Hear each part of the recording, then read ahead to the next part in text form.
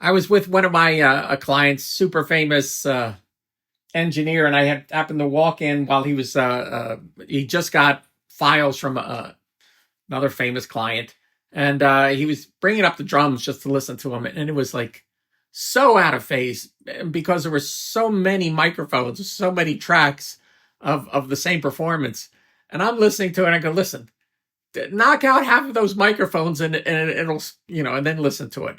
And he says, you don't know what you talk about, George. I go, all right, fine. And I had to walk out of the room, for something. And I came back in and I'm listening and going, oh, it sounds pretty good right now. What'd you do? And he says, you never you mind, George. I go, let me see what you did. And I'm good enough friends with a lot of these guys. I can see what they're doing. I go, oh, so my advice was useful to you. He goes, yeah. And I didn't take credit for anything, and I would never. But I said, see, sometimes, some advice from your pro audio salesman makes a big difference. He goes, all right, fine. He says, shut up and sit over there. So that's what I did.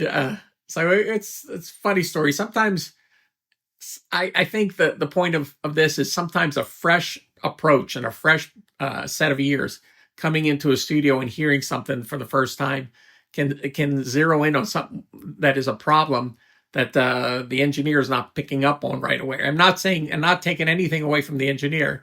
It's not obvious to him immediately, and then to someone else, you go, I hear it right away. This is the problem, and that was helpful. But that was a funny little story, and I always have a great relationship with all my clients, so I can joke around with them and get away with saying things that most people can't say, and they know I'm super respectful, and we're just all good friends. So there you go.